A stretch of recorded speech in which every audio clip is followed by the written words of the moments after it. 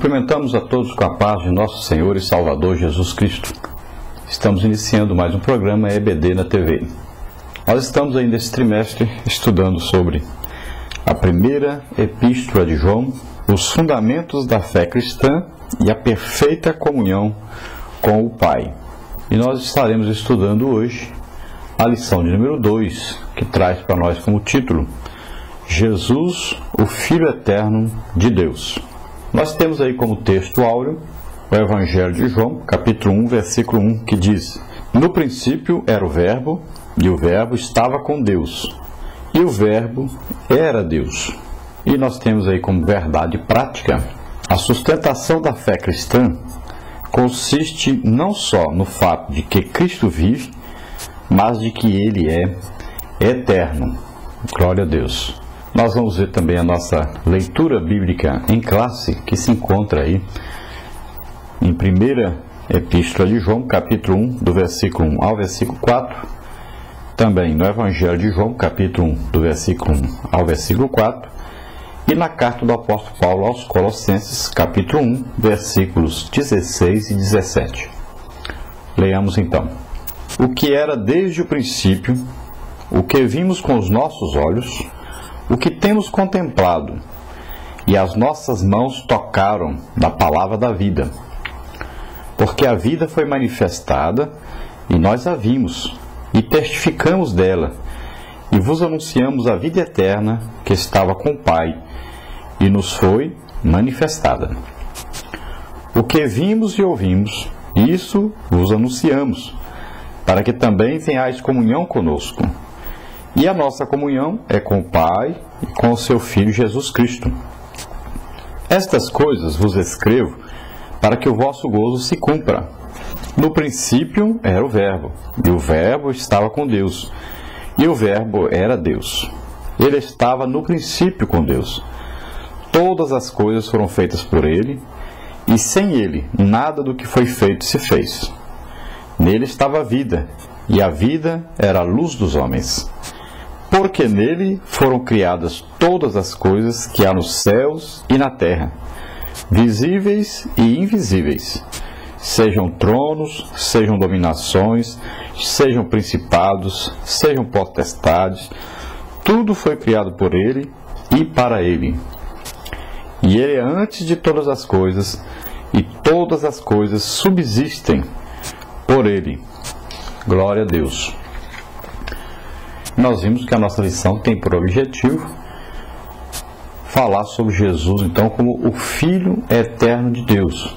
Assim como o Pai, o Filho também é eterno, também o Espírito Santo é eterno. Glória a Deus.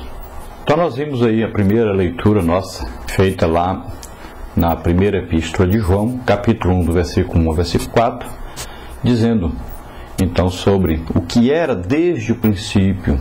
João está dizendo, esse princípio não quer dizer que houve um dia que começou a existir.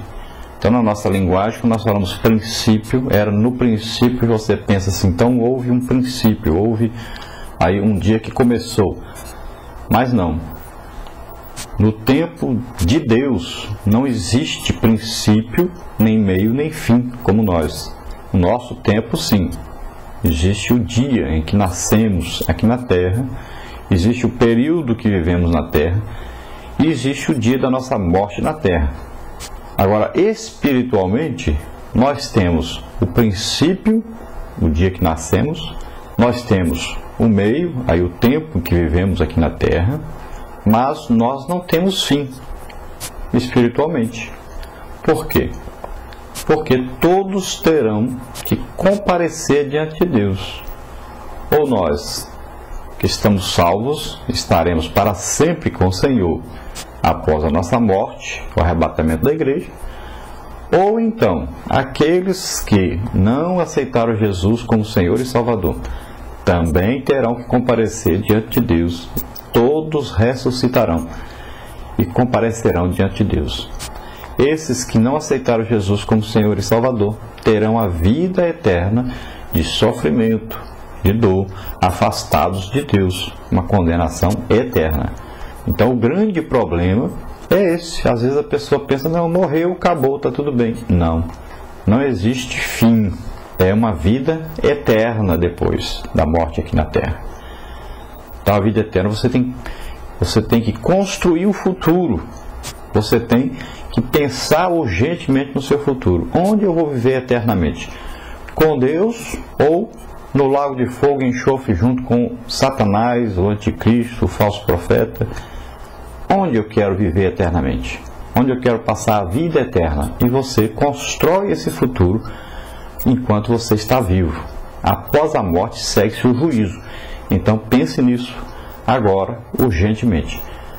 Você precisa pensar na vida eterna. Onde você quer passar essa vida eterna? No céu com Deus ou no lago de fogo e enxofre eternamente com Satanás? Então esse princípio, assim como a vida eterna para nós depois da morte tem uma vida eterna nos esperando, sem fim, também para trás, para Deus, não existe o princípio. Deus sempre existiu. Antes de qualquer coisa existir, Deus já existia. E Jesus é Deus. Deus é uma trindade, é Pai, Filho e Espírito Santo.